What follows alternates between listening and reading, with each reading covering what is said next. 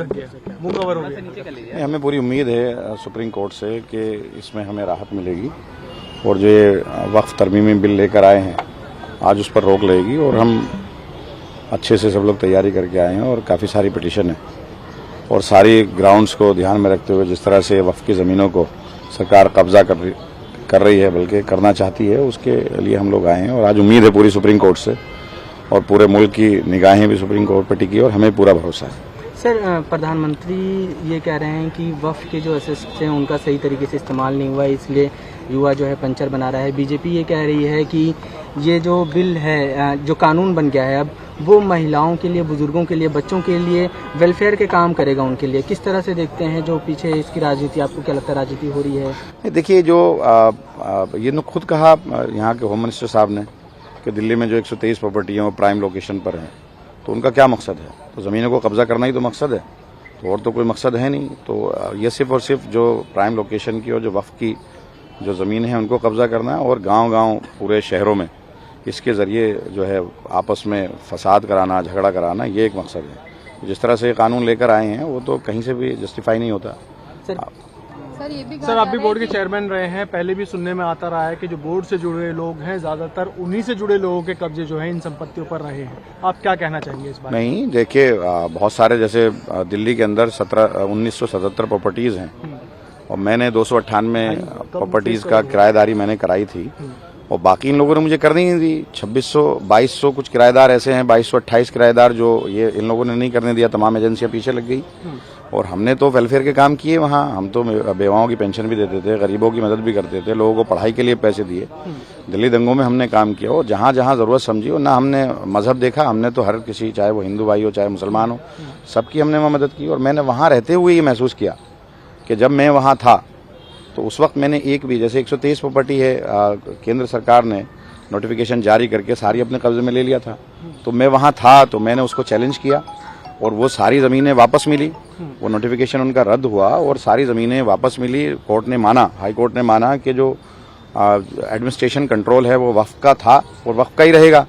और अगर आप मानिए जिस तरह का अब ये बोर्ड बना रहे हैं, जिस तरह इनके लोग हैं, अगर बीजेपी का आदमी वहाँ बैठा होगा तो आप उम्मीद कर सकते हैं कि वो इसको चैलेंज करेगा। और उसी के बाद जब मैं वहाँ से आ गया और एडमिनिस्ट्रेशन का कंट्रोल उस पर आया तो शाही ईदगाह का जब मसला आया तो उसके सामने का पार्क, वक्फ बोर्ड का जो सीईओ है और जो डिविजनल कमिश्नर है, उसने जो एफिडेविट दिया कि ये ज़मीन हमारी नहीं है। ऐसी नखुंजी एक मस्जिद है उसके अंदर, महरौली के अंदर, उस पर इन्होंने एफिडेविट दिया। कई सारे पार्क हैं और कोर्ट में चलते हुए जैसे लाल मस्जिद के पीछे का इलाका है वहाँ पर एक पूरी बिल्डिंग इन्होंने बना दी, जबकि वो डिविजनल उसमें, जबकि वो चल रहा है, ट्रिब्यूनल में केस चल रहा है आज भी, और वो ले लिया। अब 123 प्रॉपर्टी हैं, ये एक बड़ा मसला है, इसको ये सरकार कब्जा करना चाहती है। और इसी तरह से पूरे मुल्क के अंदर न जाने कितनी प्रॉपर्टीज ऐसी हैं जो रेवेन्यू रिकॉर्ड में नहीं है, जो वक्फ बाय यूजर हैं, तो उसके अंदर विवाद पैदा करके ये लोग कब्जा करेंगे और कोई मकसद इनका नहीं है।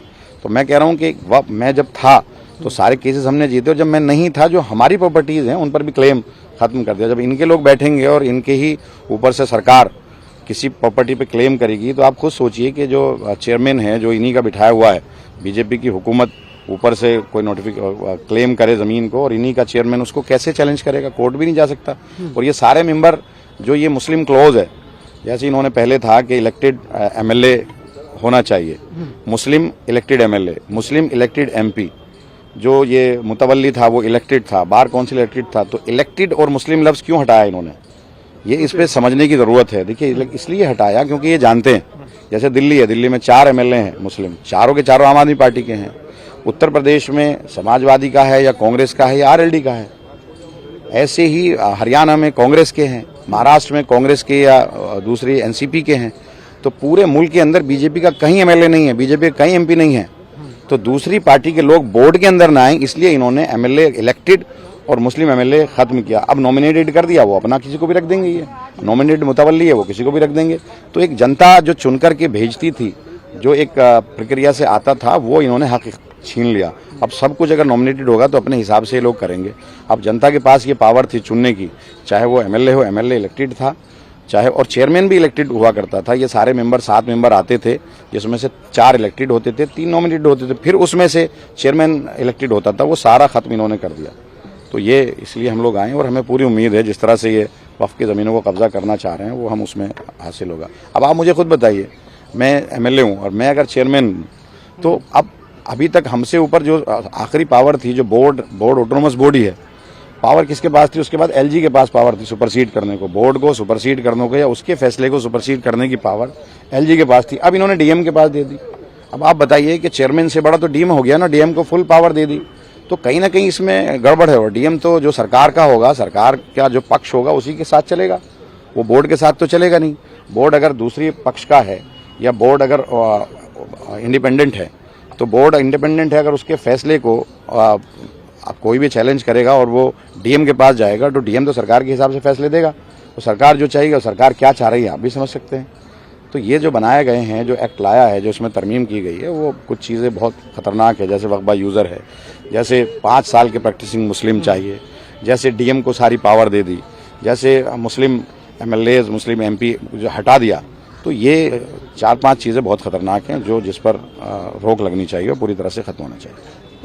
आपकी तरफ से क्या मांगे रखी है प्रदर्शन के दौरान, उसको लेकर आप क्या? तो ये मकसद तो इनका यही है, सरकारें जो हैं, स्टेट गवर्नमेंट जो है, वो भी सुप्रीम कोर्ट पहुंचने के बाद यही तो मकसद है।